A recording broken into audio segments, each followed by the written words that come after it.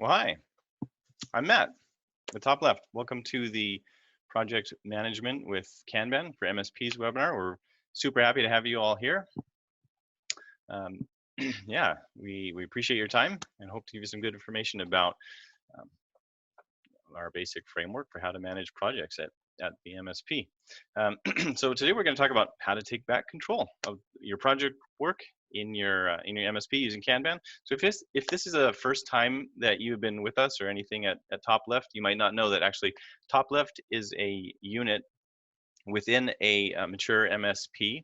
So we know what you're going through as an MSP.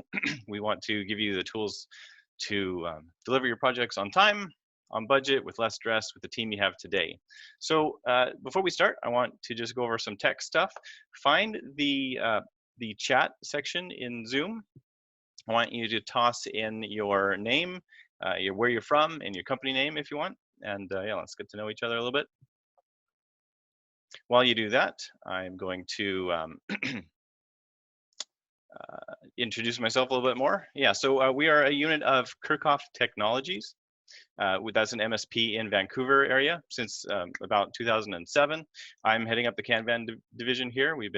I've been with Kirchhoff Tech and associated companies since 2010 or so. So I spent the last 10 years in doing some agile project management in a variety of contexts, software development, DevOps, sales, marketing, customer success. So we're going to be teaching what we've learned from a bit of study and a lot of practice here at KTI. So thanks for everybody who's putting in the chat there. Welcome Colm from the UK, Rio IT, Wayne from Toronto, Bogdan from BSWI in Toronto, John L from Novastec, Phil from London, welcome. Thanks, glad to have you here. Chuck Crocker with Aldridge Company. Super. Yeah, thanks for tossing that in there. Appreciate your time. So yeah, let's go. I see that we have some folks who are existing customers, so we hope to give you some ideas how you can use the software you're already subscribing to. For new folks, hope you want to we hope you get some good ideas about new techniques you can use to manage your projects. We're going to record this webinar, and you will get an email at the end to so you can review it again or send it off to other colleagues. So let me tell you a little bit more about KTI. We started out with some bad project management. We were not very good. A lot of folks find themselves in a situation where it's kind of chaotic. We had a lot of tickets that were started, like even 400 open tickets with like 10 technicians. Our projects, they didn't move forward. We didn't know what was close to being complete. It took us a long time to close tickets. Customers felt neglected, and there was a lot of silos. Not enough teamwork going on. So it was a struggle, and that was true despite the fact that we were like good ConnectWise users. We had all the data in the ConnectWise, the ticket descriptions, time entries, and so on. It's not like we didn't have enough data, but ConnectWise and the project module there just didn't really help as far as managing that work. And we hear the same complaints from Autotask users too. So we had known about Kanban and agile techniques from our background in software development. So we decided to try it in some of our MSP projects. And we found out that it works. We made a lot of improvements now, and we're still very, very busy, but we feel under control now, and we understand our own work, and we're able to make our customers a lot happier than we could before. So we're going to teach you the key functions for project management in an MSP, the Kanban way to do functions that need to happen to deliver that those successful projects. After that, only if you want, I'll show you some tools that we actually use and we offer to other MSPs to make it all fast and easy. And after that, we'll take questions. So anything about project management or the Kanban tool we offer. So you can type in your questions in the questions section anytime. We'll get to them at the end. So first of all, just a little bit about Kanban. What is Kanban? Well, this is a Kanban board, just columns that indicate the stage of the work, and little tickets, little cards that represent the units of work. So pretty straightforward as an overall idea, but the ideas are actually a lot deeper than just the Kanban board. The ideas actually came out of Toyota automobile manufacturing in the 1940s, and they have to do with efficiency and reducing waste and representing work visually, which is what the board is for. And in the last 15, 20 years, they've been pretty widely adopted in software development. Like I would say, probably the majority of software development teams consider themselves doing some sort of agile development with Kanban boards. But actually, Kanban is becoming a lot better known very widely now in a lot of industries, IT, like our industry, but others as well. Like as an example, Trello, you've heard of, they sold to Atlassian a few years ago already for $400 million. Asana, project management tool with Kanban boards, so they're going public just a couple of months ago. So Kanban is really branching out. It's becoming well known now because of some of these benefits that you'll see. Being able to limit your work in progress, the work that you've started, you could work it right now, you haven't delivered it yet. Being able to limit that, which makes you much more responsive. Being able to stop work from falling through the cracks, identifying those things that are starting to get stale. Improving the flow of work, identifying and addressing bottlenecks in your team, help you stop feeling overwhelmed. Communicating clearly with your team, just by the fact that you're all looking at one visual representation of your work, and it's this there for everybody to see, no miscommunications. And also the fact that you can adopt Kanban now with small, manageable changes. It doesn't have to be some huge thing. What you can do is you just add the visualizations onto what you're currently doing, and that's already an improvement. Once you've got the visualizations, then you can work on some of the methods.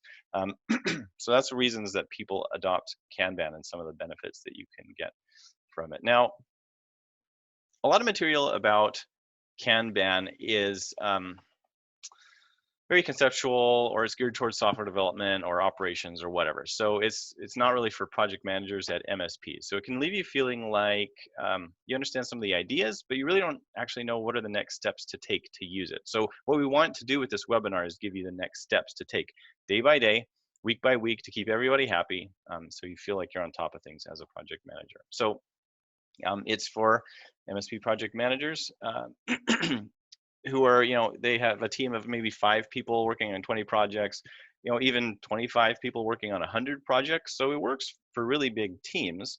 I do want to say though, it's not like what we're laying out today, it's not a complete methodology. You're not throwing away everything you've already learned about project management. You should learn other, issues as well, ensuring quality, communications, risk management, and things like that. And it's not really for enormous projects where you might have 20 or more people working on a single project. Kanban could work for that, no doubt, but I wouldn't recommend this framework for doing that. So let's get into it. This is it, the MSP project management cycle. So there's 5 key functions that you as a project manager are going to be doing. Your technicians are going to be doing their work related to all this, and we'll get to how they work. But yeah, basically these are the 5 key things that you do in a cycle. So first, identify projects. You're going to get an inventory of everything that you're doing that's project oriented work, so you don't miss anything. You're going to break down the work, basically list all the tasks that you need to do to complete the next phase. You are going to estimate that in terms of hours or story points, complexity points. You're going to assign that work to team members, and as the team works, then you're going to monitor it and take actions when things have stopped flowing through your pipeline the way that you want. So the IBEAM spells I-beam. You can remember it. It's I-beam, a little way to remember that there, so you don't forget those steps. Pretty simple. So let's talk more about each of those elements. And first, it's talk about the cycle. So since it's a cycle, how often do you actually do this? Well, there's a couple ways. One is if you do sort of a Scrum-oriented way. You may be familiar with Scrum. It is a specific agile methodology, and it calls for what they call sprints, where you kind of you choose a time box. A week to 2 weeks would be pretty typical, and then that is your cycle, and you do the same sort of things with every sprint, starting out with a meeting at the beginning to estimate things, ending with a review. I mean, you can certainly study Scrum on your own. But the benefit of a Scrum sort of cycle with sprints is predictability, because you can plan out sprint by sprint and get an idea of when things are going to happen. So that's why you might choose Scrum. Kanban is different. There's no sprints in a more typical Kanban cycle. You're just doing things little bit by little bit as long as you need to. So just kind of continually. And you do, the benefit of that is that you get more flexibility because you don't have to plan a week in advance. With Scrum, you kind of lock in your work for the week, and unless there's some emergency, you don't change it during that week. But Kanban doesn't matter. You know, if something comes up, you want to put that right at the top of the backlog, it's no problem. You can do that anytime you want. So it gets you more flexibility with the cost of not being as predictable. So that's the cycle there, how often you do that. Now let's get into the key parts of that. So the first part is identifying those projects. Those are going to be anything within your organization, primarily driven by you. Basically, you know, you plan this out, you decide when you're able to do it and get the customer's agreement on that, but it's not really driven by the client. You know, they don't ask you for the specific bits. It's your job to figure out the specific bits. So it's different from help desk sort of stuff because you're the one that drives that. Projects, you're going to have multiple tasks, multiple engineers, hopefully a clear scope and schedule agreement with the client. And it could be your own internal work. So anything that your project team is working on, for example, if you are in the middle of a migration, you're changing out your RMM solution, that's going to be a project. If it requires your project team, then you should include it in that, despite that it's not a paying client. Yeah, so that's all for the first stage there, identifying projects, pretty straightforward. Now, to use a Kanban board, I'm going to show you how you might just do this with a very basic Kanban board before I show you the software later. So let's suppose that you were just throwing stuff on a whiteboard or on a wall. So you might lay it out kind of like this. You'd have swim lanes, or just, you know, lanes, whatever you want to call them. We call them swim lanes. You just might make an area for each project that you identify. And you're going to put the individual work items on that in the next step. So next step, break down the work. So, you know, this is you making tickets for the project work you get so that you don't miss anything. So how much do you need to break down? Just enough for the next major phase or milestone of work in each project. You're not gonna, you're gonna plan the whole milestone at a time, or, you know, phase, because that helps you not forget anything. It just makes it easier to make sure that you've got the whole scope there for that phase. But you're not gonna plan out the whole project, unless it's a smaller project. But if it has multiple phases, then you're only gonna do one phase at a time. It's not worthwhile to do more phases. That's not very agile because you don't know for sure if you're gonna make use of that. It could be that you get to the end of the first phase and then the customer cancels it, or, you know, maybe you got hardly anything done and the customer's like, whoa, this is going to be way more expensive, we're just cutting it off now, and then you've wasted all that work in planning the whole project. So you don't do that. That's also kind of why Scrum works the way it does in sprints week by week, is because you don't need to plan out much more than the next week in case it doesn't happen according to how you planned. So who actually does this work? It's got to be somebody familiar with the technical issues at a pretty detailed level. So your engineers are going to be actually doing this breakdown work. It's not necessarily the project manager that breaks it down. It's got to be somebody who's familiar with the tech. So it could be the project manager if you know, you used to do that and you know what's going on. But mainly as a project manager, it's your job to just ensure that it gets done. Don't miss anything, because that's the biggest way to blow up your projects later, is by missing some items here when you're doing this job.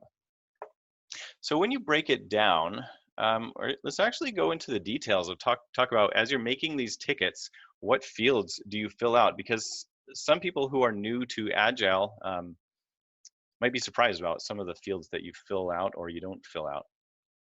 So let's talk about what to do. You're going to set these fields: the summary and the title, obviously, description, tasks. Those are obvious. The due date. Now, a lot of people have come from an environment where they actually use the due date as a way to make sure the work gets done. But we don't do that. We're not going to do that anymore in Agile with Kanban. The due date is there to represent if there's some constraint imposed from the outside. That means it needs to get done at this date. That could be just in a contract, you know, you promised you were going to do it, so it needs to be done. Or it could be that something happens, like for me, for example, this webinar is happening right now, so that's an external constraint. All my preparations were due today for this. The priority. You don't use priorities so much in project work. That's certainly a help desk thing. Project work, not so much. You should just expect to use the normal priority all the time in this stage of the work. If something comes up later, a surprise that you didn't know about, then go ahead and use other priorities to indicate that things are more urgent than normal. At this stage of the work, though, you're pretty much going to be all normal priority. If you're coming up with some ideas of things that are just kind of nice to haves, if you have some budget left over at the end, you will do these things. But if they don't get done, that's fine. As if that ever happens. But if you want to do that, then you can use a lower priority. But you should never expect to use a higher priority here. Other fields like type, subtype item, the contact, the dependencies between tickets, if you're going to actually use those, then go ahead and set them. But don't get into the habit of just setting them because you feel like it's a professional thing to do or whatever. If you're not actually going to use these fields, then don't bother setting them. That's not very agile. It's just a bit of waste. Here are fields that you don't set when you're doing things in an agile way. You don't set the estimated start date because that is push. Now to think of it, why? What if you do set the estimated start date? What happens when you get to that date and maybe you're not ready? Or what if you don't have enough people to do that? Are you going to stop somebody from doing what they're doing just to meet that estimated start date? So that is pushing work to people, and that leads to all the problems that Kanban solves. So we're not going to do that. You're not going to do duration, because that also is related to pushing work to your engineers. You're not going to do budget or estimate or story points, because that comes later. Same thing with assigning it to members. We will do that, but at a later stage. Now let's get into ticket size too.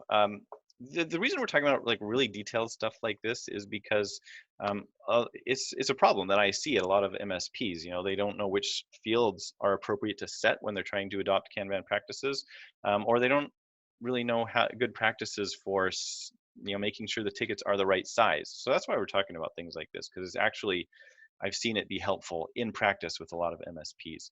So what's the size of the ticket that you should set?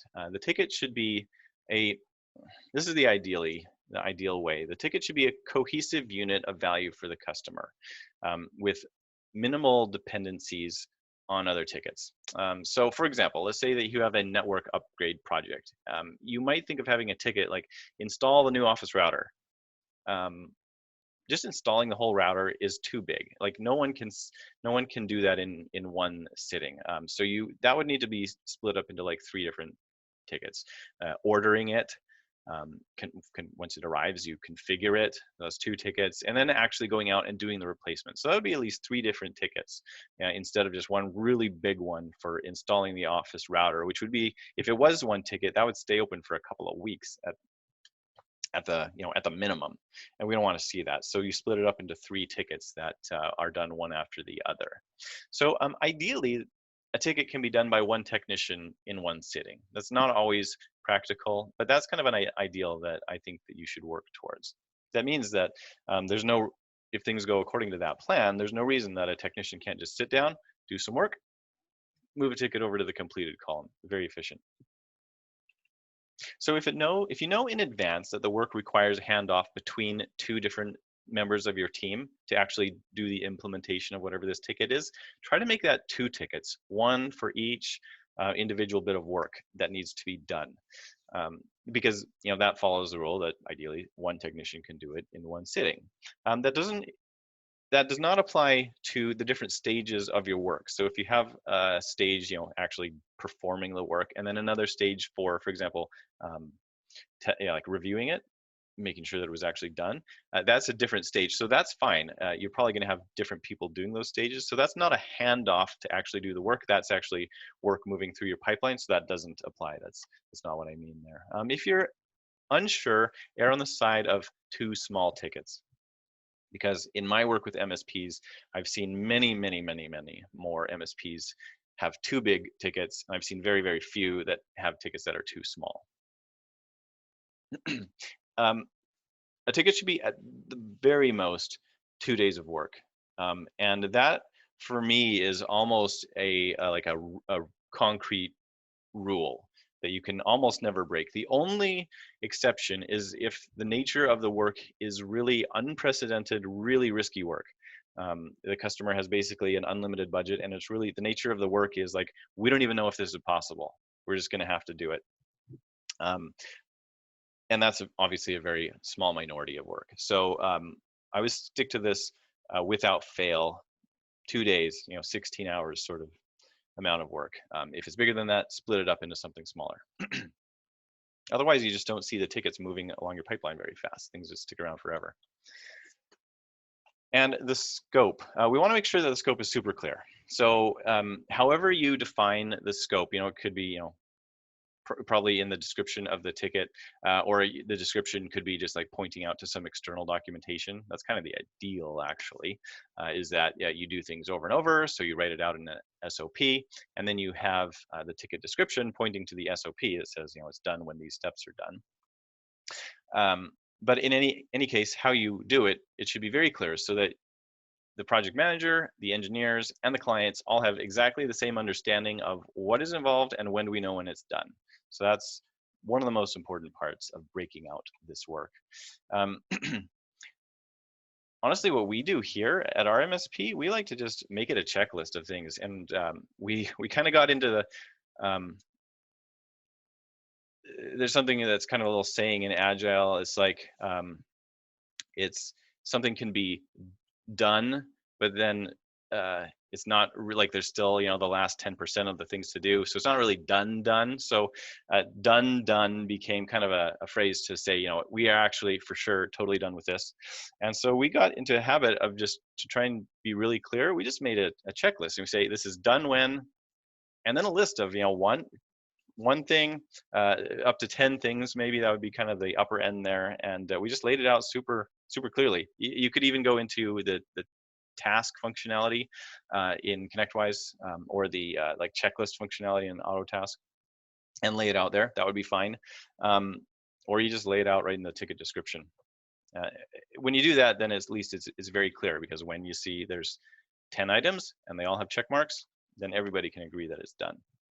So this is how you do it with Kanban. So you're gonna, as you're breaking out this work, suppose you were doing it with sticky notes on a whiteboard, you just take a sticker, you write the title on it, and you stick it in a backlog column. So that's where things live at the beginning. And obviously, you're gonna have to have another place to store the description of the ticket. You're not gonna get that all on the sticky note, but that would give you a good start.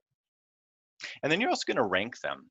So the ordering here, of these cards is not just random. You're not just shoving it there. You are trying to keep the most important ones at the top.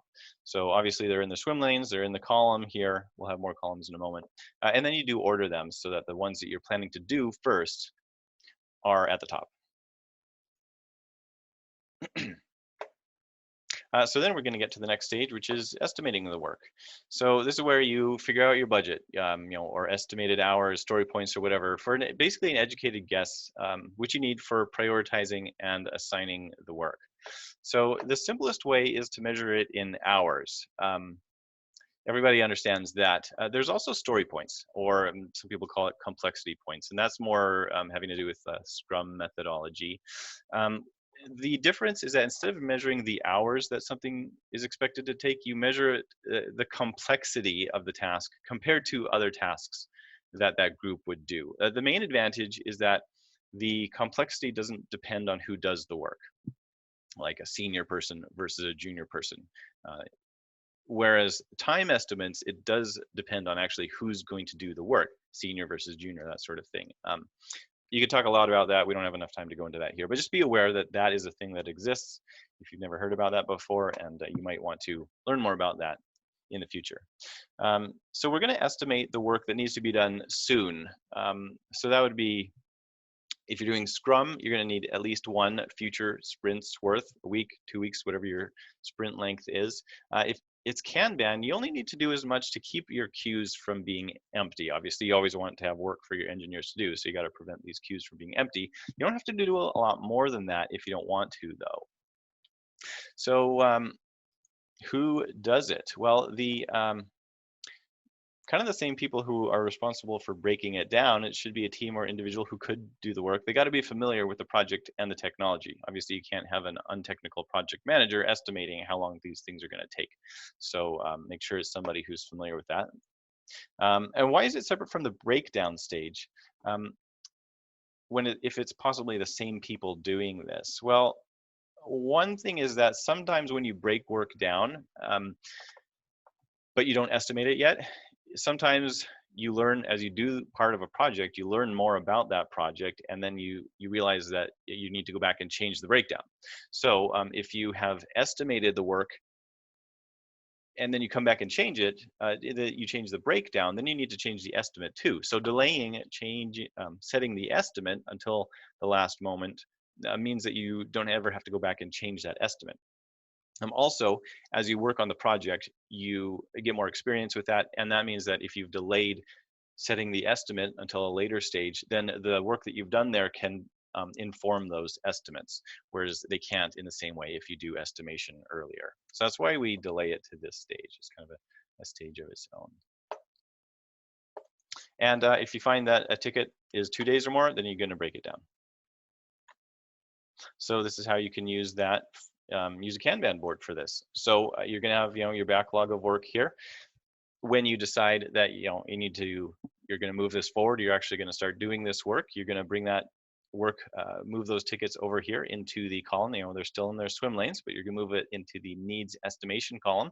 And then whoever is responsible for that, a technically minded project manager or actually the engineer, is going to take work from here, and they're going to do their estimation, and then plop it down here in the ready column in the same order that it was here, after writing the whatever your estimate is, whether it's hours or story points. So they're going to write that on the card, put it over here in the ready column. Pretty straightforward. Our next step is assign work. So this is the trigger that actually makes this work get done. You're going to put it into a queue where someone's going to work on it. So in this step, we really want to try to minimize the constraints on the people. Like, for example, if you have a senior engineer who needs to be consulted on half your tickets, then that is work is going to start to back up on that person because they just have so much to do. So you really want to minimize that. The more uniformly you can assign this work out in your team without these sorts of constraints, the fewer bottlenecks you're going to have. So ideally, in your team, you'd actually have totally uniform familiarity with all of your technology, all of your clients, all of your projects, and so on.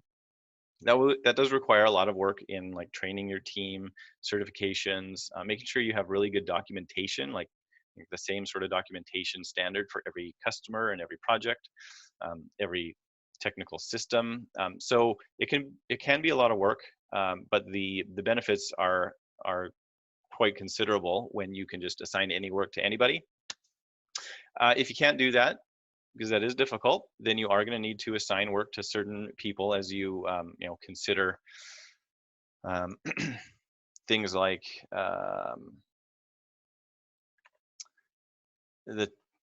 what technician knows which technology or which client and things like that. You're going to consider also their current load, how busy they are. If tickets can't be assigned uniformly, then you are going to have engineers that are busier than others. Also consider their availability, the service work that they do, if they're going on training or vacation and things like that. So you got to keep that all in mind. Now the tickets that you actually assign, they're going to be the ones where either you have an approaching due date for some reason, either the task, the milestone, or the whole project is coming due.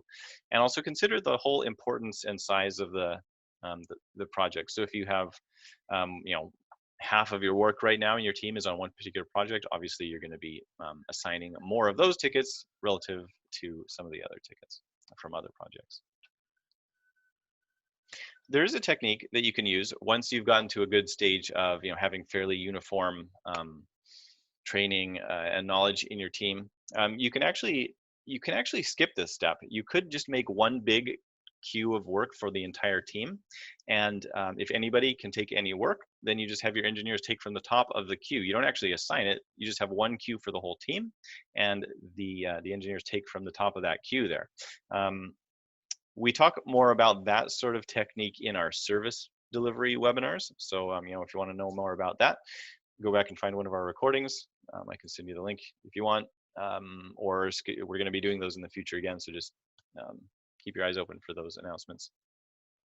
As far as using Kanban for this, you're going to switch the swim lanes here. So notice that our swim lane is no longer by project. We have a swim lane for every engineer. So you're going to take it from the project swim lane, take what's at the top of the queue there in each project, decide which tickets you want to do, and then put them down here in an ordered list for whichever engineer that you want to assign them to. And then and within this list, then you rank them according to the project needs. So you say, if this ticket is more important than this ticket, well, then this one goes on top. And then you get to the last major stage of the framework here, where you monitor the work. And so this is where the engineers take part in the cycle. They are now going to take this work and move it over to a started or in progress column, work that, and make sure that it's always in the right status, whether it's waiting or completed or so on. And so you're going to be watching as they do that work. It's not a something you do just once during this cycle. Actually, the majority of your time throughout this cycle is just monitoring stuff. It shouldn't take too much time though, and I'll show you the tools that we offer that help it not take much time.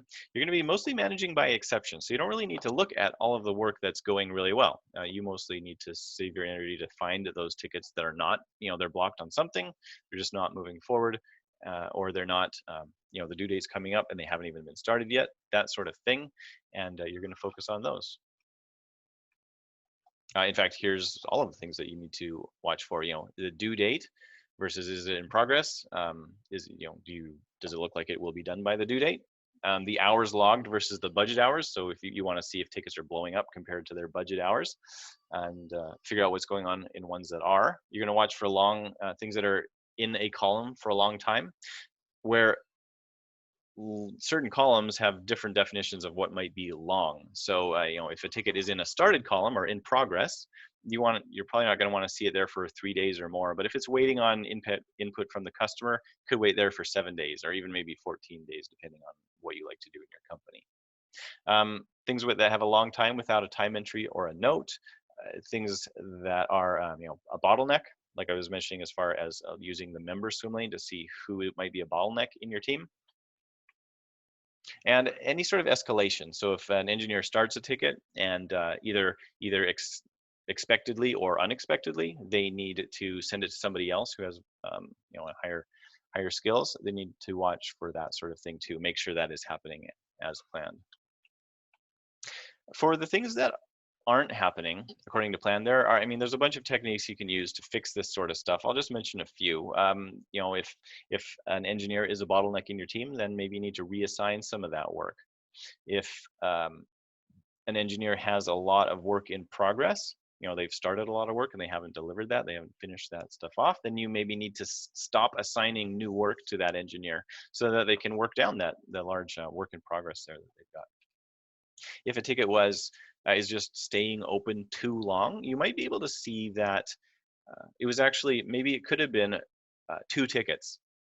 Whether or not you would have maybe known that at the beginning doesn't matter. But if you see now that maybe 80% of the ticket is done, it's just waiting on that last 20%, then maybe you can just split that into 2 tickets, even though it's already been started. Maybe you can split it up into 1 ticket that can be complete, and then just have 1 ticket that now is being waited on. So that's a technique you can use too.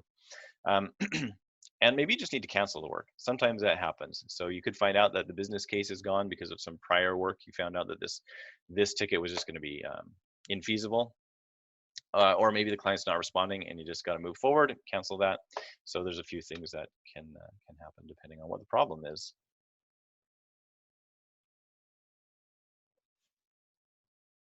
So as far as Kanban goes, now we're looking at basically the whole part of the board that the engineers would use. So we have the engineers swim lanes here. Engineers are going to be taking work from the ready column. They would move it over to the started column. They'd work that as much as they can. And um, if they complete that work, then they might put it over to the next stage, which would be, it could be a quality assurance. Like you may not have all of these stages. You may not have a quality assurance stage you want to do. You may not have like a customer acceptance stage. Maybe you just go straight to completed. That's fine. That's whatever you want to do. But the point is, it moves towards the right, indicating it's getting closer to being done. If they start it, but they can't finish it for some reason, maybe they do need some input from the customer, then it goes into waiting. If they start it and they part of the work needs to be coordinated with some other party, because they got to go on site to do something, so they set up a certain time to do that, then they can put it back to the scheduled column and don't have to worry about it again until that time in the calendar comes.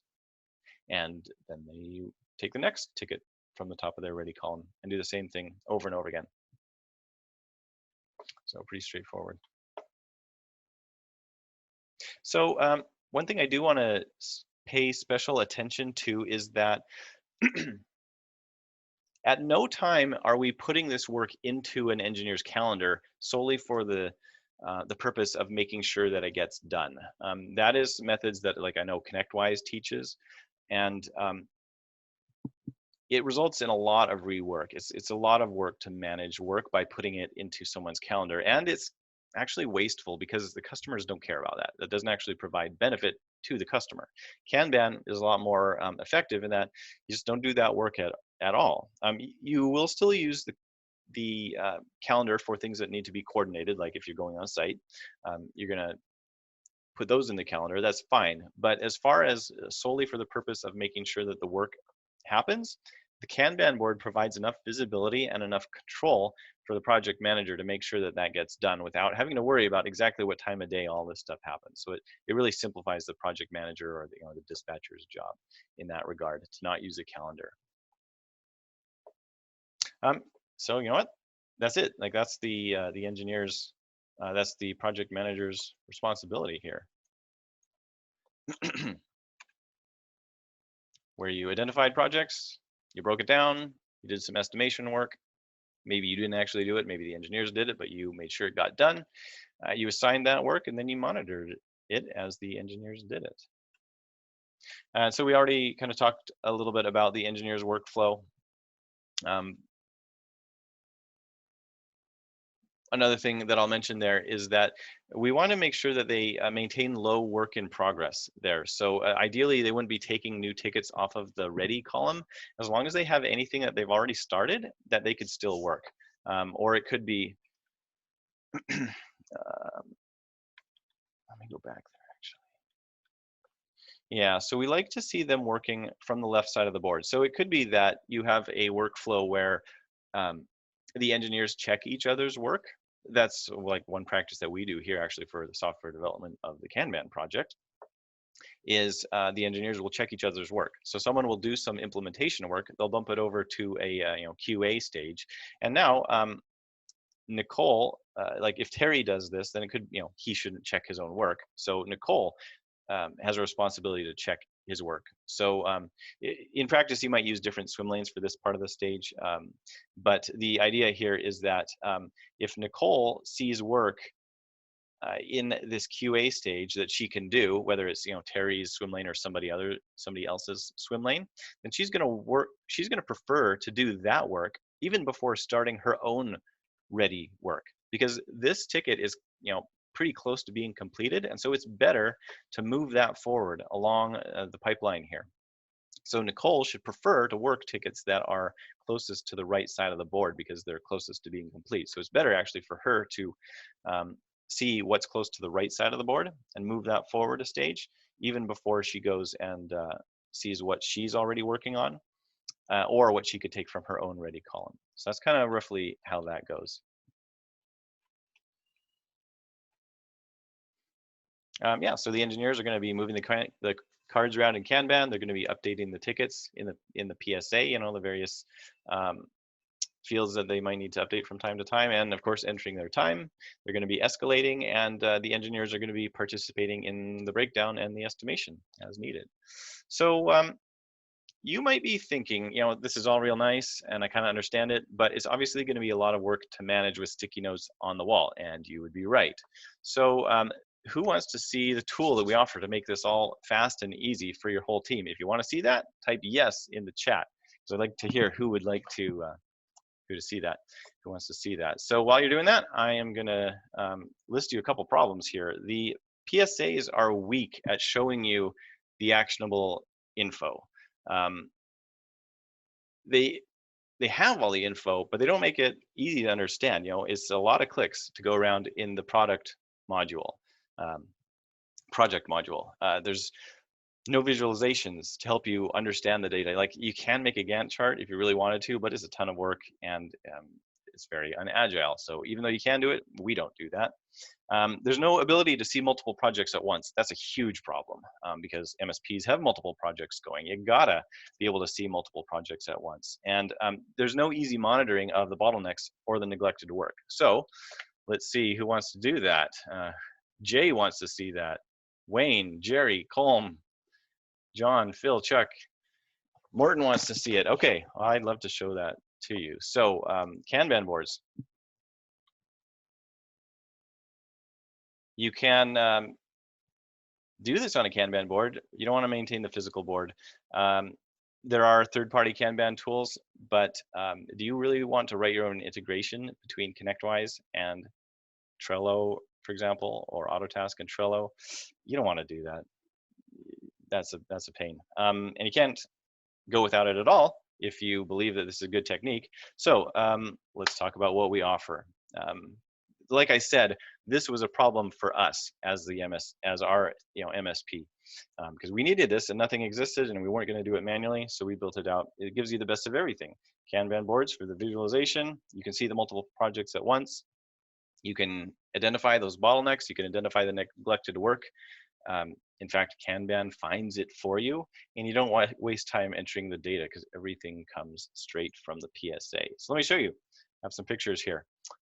This is the basic Kanban board. So all the data here is synced with ConnectWise or Autotask.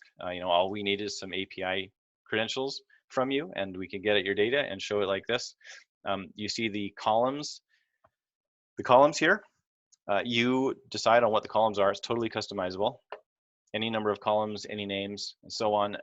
You associate the ticket statuses with the columns. So that's one of the ways that we know where each ticket will land, or where each card that represents a ticket or a project task, where each one will sit, is by looking at how the statuses are mapped to the columns. So it's very flexible, but it's not just a visualization.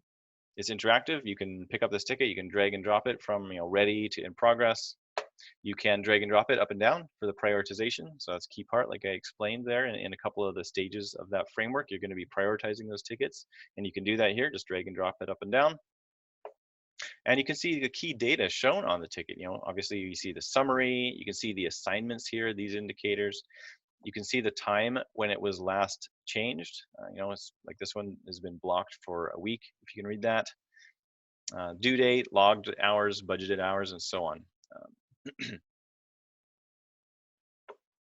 So that's the basics there.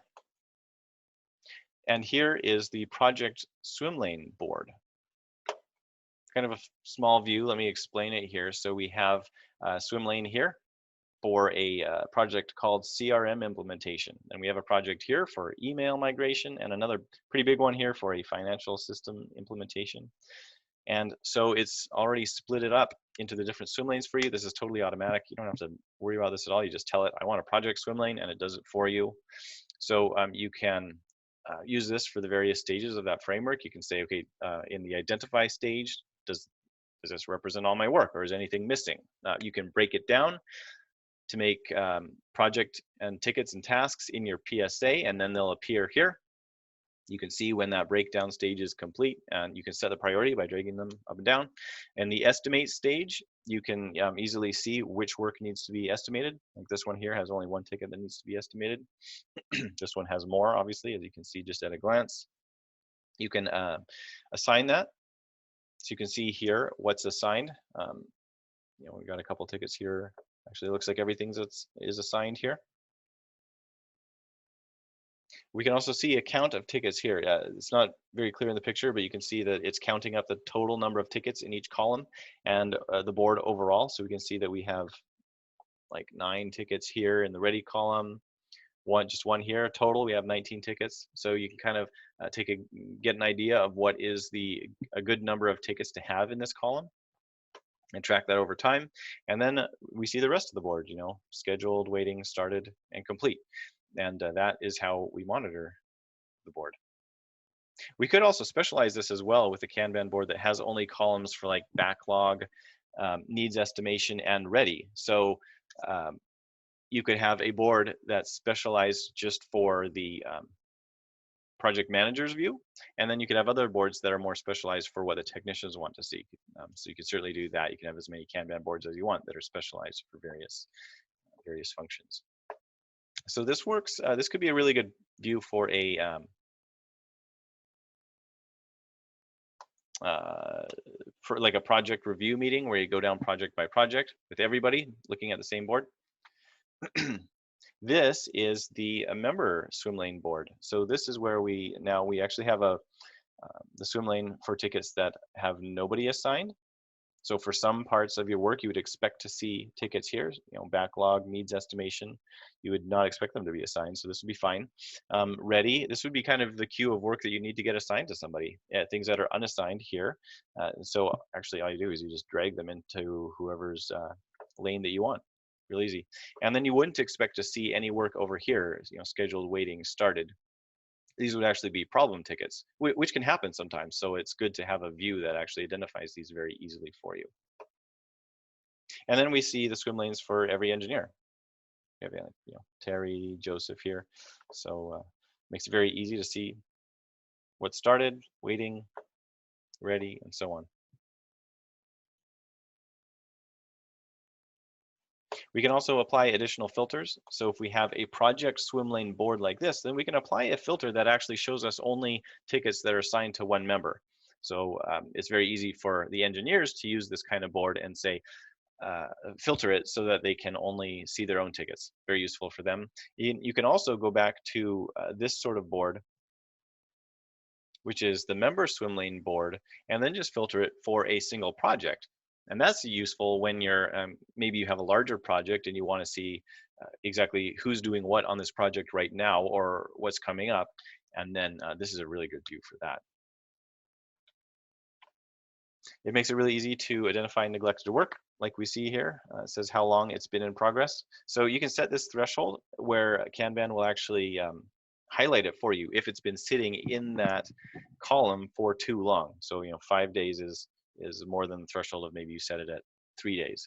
And so it's exceeded that, it's showing it to you in red. We can also deal with it, set kind of warning thresholds on the due date. And that can be useful for showing you when work is approaching the due date. And these are tickets that maybe you should at least have some extra attention on those and make sure that they are getting done with the right urgency in order to get them done by the due date. And so obviously as a project manager, you can see these things, but the engineers can see it as well. And so that really helps them to see these issues and deal with them themselves without any of your involvement at all. So that can make you a very, very efficient team. And you can also do a variety of things within Kanban without having to go back to ConnectWise or Autotask, and that helps you become a lot more efficient. So tickets are all right in front of you. You don't have to spend so many clicks in ConnectWise and Autotask finding the exact data you're looking for. You can show project and service work together. So that's really powerful. It's available just for ConnectWise right now. We will add that to Autotask at some point, but it's super useful to be able to see the big picture of what everybody's working on. You can avoid miscommunication because everybody's looking at the exact same data. So they see what are the priorities, they see what's neglected, and it eliminates any sort of confusion about what's going on. You can assign and unassign members from Kanban. You can dispatch into the calendar. So that's available in ConnectWise, where you can actually assign somebody and put it into their calendar if you need to do that. That's coming very, very soon for Autotask, doing service calls. You can enter time and notes so that the engineers will actually do it. Because I think we all know sometimes the engineers, they consider it a chore because it's hard to do. And if all you have is ConnectWise and Autotask, and you got to click 10 times to find the right screen to do that, so it tends to just not get done. But here, if it's all right in front of you, engineers are going to do it more. You can customize the card appearances. So you can do that based on a kind of a rule-based system where you say if a ticket has a certain type of title, or it's a certain category, or a whole bunch of different things. You can give it a border, you can give it a background color. This is also available just for ConnectWise right now, but we are going to be adding it for Autotask very soon. And it'll also manage your sales opportunities. Again, just ConnectWise for now. Autotask will be coming later. And you can manage your activities in ConnectWise. So you can actually manage a lot of your day and help your sales folks as well. So let me give you a little quote here from an professional project manager who already uses this. This is what she found. Sarah Ellis from Austin. She says, it turned project management from staring at huge lists, hard to prioritize, into easily digestible, visually compelling information. She's no longer looking at a mountain of data, wondering how to break it up. It's already broken up for us by Kanban, Sarah says.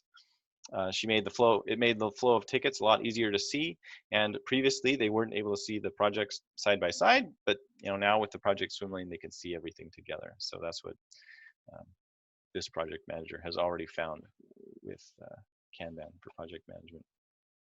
So if this sounds interesting to you, we want to get you, make that available to you. We'd love to schedule a call with you to explain more and actually answer all of your questions about that. Just hit up that URL, topleft.team/schedule a call, and get that into our schedule here, so we can show you, answer all your questions, as well as talk about pricing and stuff like that. As a way to say thank you for joining us today and moving forward quickly with this, we have a bit of a promotion for you. If you sign up by May 13th and use that promo code, you can get 10% off of your first year on an annual plans with Kanban PM 2020-04 promo code. So that's actually 30% off of the regular monthly price. Considerable savings there. And we'll also send you a copy of either the Phoenix Project or Making Work Visible books, which is two books that we recommend to customers all the time because they are great for helping you understand some best practices about the Phoenix Project, best practices in all kinds of things, and Making Work Visible, just more about Kanban and making sure that you're able to see how your work moves through your pipeline. So that's it. Now we get to our question and answer session. If you're still here, we appreciate your time, and I will take some questions now. So there is a dedicated questions section here in Zoom. It's prefer if you use that there, but I do see some in the chat section. So let me, while you're typing your questions into the questions section, I'll go through the chat and see what we got here.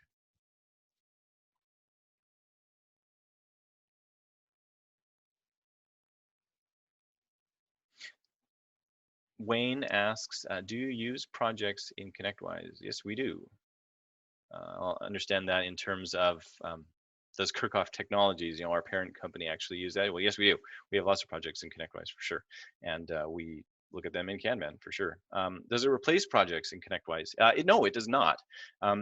We do not intend to be a replacement for ConnectWise or Autotask. So Kanban is just a new visualization over your existing data, which means that the investment that you already have in ConnectWise or Autotask, which is probably pretty significant,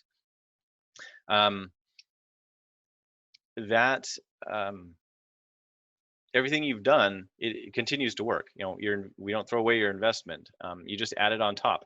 And we've always made Kanban to be very configurable. So we don't try to have you, we don't require you to go and make big changes to how you already work in ConnectWise or Autotask. Kanban is the flexible one, and it will work with a lot of what you're already doing.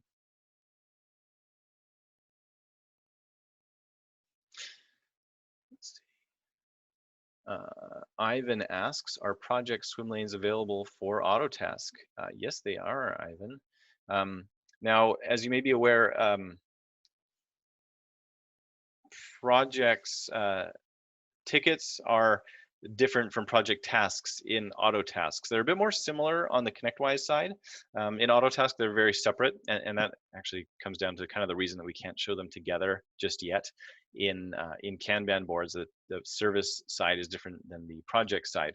But yes, if you're looking at projects and project tasks in Autotask, definitely project swim lanes are available already for sure.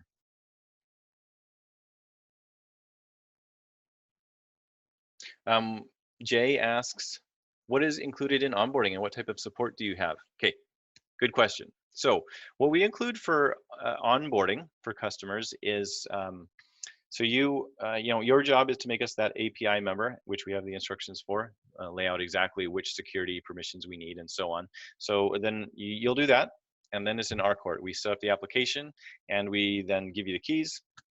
You can sign in, and you can play around. You can do whatever you want. In fact, most of our customers have gone on to create you know, a number of boards, Kanban boards already, even by the time that we get to the training. So that is another key thing that we do for everybody who comes on board, is get you on a training session, at least one. It could be up to 3 actually. We try to get everybody on at least one, where we go through and tell you, make sure that you understand how to set up the Kanban boards. All the dials to turn, and you know, actually what we like to do in that training session is make sure that we actually leave you with 1 or 2 Kanban boards that are showing you useful data. Like you could go out from that very moment and get useful, use those boards to do something useful in your organization. So that's what we do for everybody. And we can have another like 2 sessions after that if you feel that that would be beneficial. We're happy to do that. That's included, no cost for that. And we do that even during the trial period if you sign up for the trial, which I can tell you more about if you schedule a demo. Second part of that question was, what type of support do you have? We offer just a variety of ways. You can give us a phone call. The number's on our website. Most people just email us. help@topleft.team is the email address. So we respond, you know, regular kind of business hours, weekdays on that. If there was some sort of urgent issue, which would just be like we're unavailable, which we have monitoring for, but if you did find that for some reason, you could give us a call, you know, 24/7, and we would definitely be working on that if somehow we weren't already. So phone and email, and also chat. We do have chat on our website. If you go to any page on our website, bottom right corner of the screen, there will be a little widget for chatting with us there. It's both for sales sort of questions, and we can take technical support questions there as well. So a variety of methods. Okay, Morton asks, ETA for services from Autotask. We'd love to see tasks, tickets, and sales in one view. I'm gonna understand maybe that asking for sales for Autotask, because we do already support or maybe not. Maybe I was unclear, but we already do support service tickets for Autotask. So those are the 2 types of boards that we support in Autotask right now, is service tickets and project tasks. Sales opportunities is coming. That would be, I can't put a date on that, you know, in a period of kind of months. It's not going to be in the next few weeks. It's also not a year out. It's definitely closer than that. Let us know if that's a critical thing for you, because we definitely prioritize our roadmap based on requests from everybody. So yeah, we'd love to hear about that if that's important to you. Can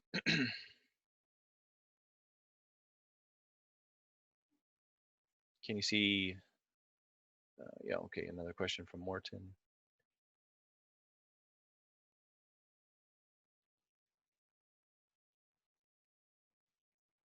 Oh, yes, I think I answered that question already. Ivan asks, will the webinar be available to download or watch on demand? Yes, you will get an email tomorrow, I believe, with the URL to, it'll be on YouTube. Phil Becks also asked about service desk tickets from Autotask. I guess I wasn't clear about that. I apologize. Yeah, service tickets are definitely something you can see in Autotask. The only restriction is you can't see them with the tasks.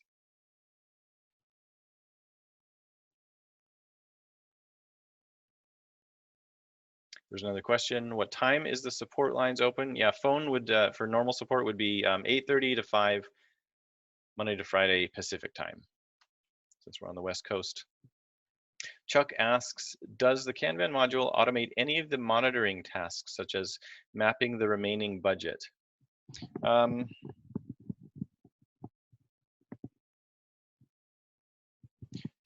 It doesn't really talk in terms of the remaining budget explicitly, but it does do something here. Let me see if I can find an example. Yeah, it's going to be too small to see actually, but we do tags like this. So if you, we do show the budget, so it would be something like, if it was the Autotask side, it would say, you know, estimated hours 5.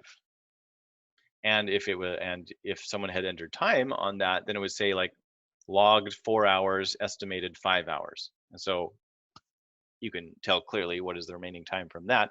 And then if the logged hours goes over the estimated hours, then we show it in red, a lot like this in progress tag here is in red. So you can get that sort of visualization of tickets that have exceeded their estimated hours. And we do the exact same thing on the ConnectWise side. They just call it budget hours on that side. Jay asks, how often has a ConnectWise update broke or required a tweak to link between ConnectWise and Kanban? How long does it take to fix? Jay, yeah, good question. And this is why you don't want to write these sorts of things, this sort of integration yourself, is because it has happened before.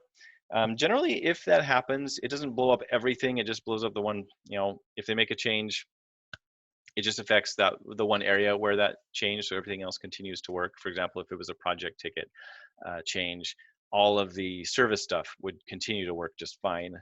It doesn't happen very often. The ConnectWise API is pretty good actually about, I should say it's improved a lot in the last few years in terms of being stable and also allowing us to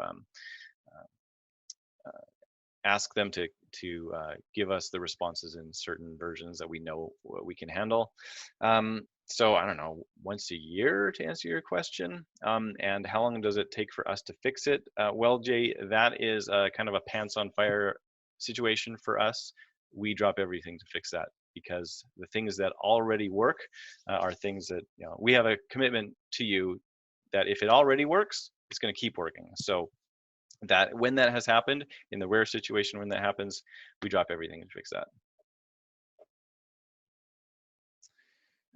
What else do we have here?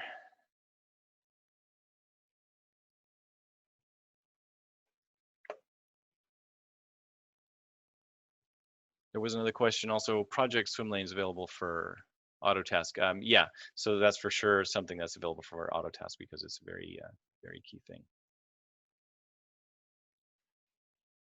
And I haven't seen a lot more questions come in the last few minutes. I will stick around for a couple more minutes for anybody who wants to pop a question in there or put something else in chat. I'm happy to do that. So I'll stick around for another couple minutes, but unless somebody else puts other stuff in there, then thank you for attending. Appreciate your time. And I'll just finish with a reminder that if you want to see more of this for you, go to this URL, topleft.team/schedule call. We'll get a time in your calendar. And we have this promo too. So if you can do that in the next couple of weeks, then you can get a real big savings off of the regular monthly price.